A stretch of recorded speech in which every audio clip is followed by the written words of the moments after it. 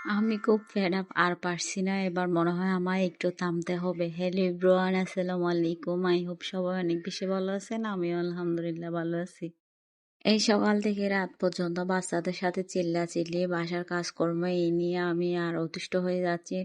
মাঝে মধ্যে তো পুরা চিল্লাচিল্লি করি, বাচ্চাদের মতো ব্যা ব্যা কেঁদে দিই। কি করবো, আর কিছু করার নাই।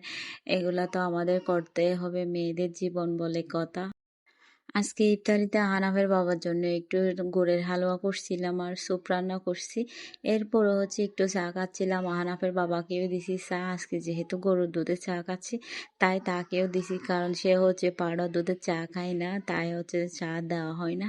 আর এখন তো সব কিছু অ্যাভয়েড করতেছে, চিনিও তো একদমই খাচ্ছে না, তাই সুজিটাও গুড় দিয়ে রান্না করছি। আমি সুজিগুলা ভেজে রাখছিলাম, মাঝে মধ্যে আমি বেবিকে সুজি খাওয়াই, কারণ সে সুজি খেতে খুব পছন্দ করে, তাই।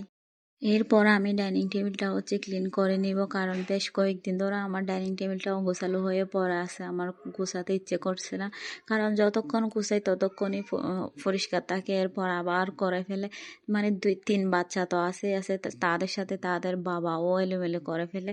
তো আজকে ভাবলাম আর পারা যাচ্ছে না, এগুলো আমার ক্লিন করতে হবে। তাই আমি আজকে কোমরে কাপড় বেঁধে লাগছি ডাইনিং টেবিলটা আমি পরিষ্কার করার জন্য, কারণ খুব বেশি মেসি হয়ে আছে, তাই। আমি বাচ্চাদের ওষুধপত্র আর আহানামের বাবার ওষুধ সব সামনেই রাখি, চোখের সামনে, যাতে খুঁজে পাই। খুঁজে না পেলে আবার রাগারাগি করবে। সেই জন্য আমি এই ট্রেতে আহানাফের বাবার ওষুধ আর বাচ্চাদের রাখি, আর আমার গোলাও রাখি আমি। আহানাফের বাবা এখানে অনেক রকমের খায়, আমি কৌটা ভরে ভরে রাখি। যেগুলা খাই সেগুলা, আর আমি রান্নাঘরে কিছু রাখছি, ওখানেও গরম পানি দিয়ে অনেক কিছু খাই। তো আমি পাই মতো যত্ন করে করে রাখি। সাদা বক্সটা আমার উপরের বক্সটা আহানাফের বাবার, এখানেও আমাদের মেডিসিনে ভরা। আমি তাদের জন্য বলি একটু নিজের মতো করে, আমি ডাইনিংটা গোছাতে পারি না ফুল তুল দিয়ে, কি করবো। আর তাদের জন্য বলে একটু আমিও এরকম করে থাকি আর কি। এরপর আমি রান্নাঘরে চলে আসছি, রান্নাঘরে পুরো এলোমেলো হয়ে আছে, ইফতারের পরে কিছু গোছানো হয় নাই। এই ভিডিও তো আমি ভয়েস ওভার দ্বিতীয়বার দিচ্ছি। আমি প্রথমে একবার দিছিলাম, ভিডিও আপলোডও করছিলাম, পর আবার কি একটা সমস্যা হয়ে গেছে, তাই ডিলিট করে দিছি, তাই আবার ভয়েস দিচ্ছি। মনে হয় কি আমি টোন দিছিলাম, তাই কোনো একটা কিছু কারণে কপিরাইট চলে আসছে, এডিটের মধ্যে আমার কোনো একটা সমস্যা হয়েছে, তাই। আরে এই বাসায় আমার তেমন একটা ভালো লাগে না। আর সবচাইতে কষ্টের বিষয় সিঙ্কের ট্যাপটা খুব নিচে, কাজ করতে গেলে অনেক অসুবিধা হয়।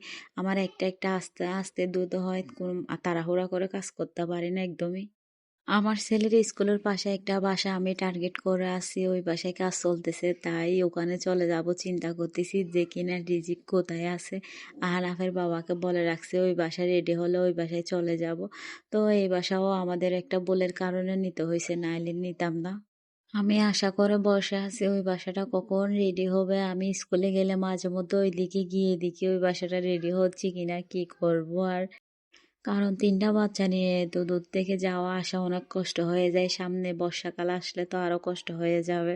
জিনিসপত্র সব ক্লিন করার পর আমি রাতের জন্য বাচ্চাদের ভাত বসিয়ে দিচ্ছি।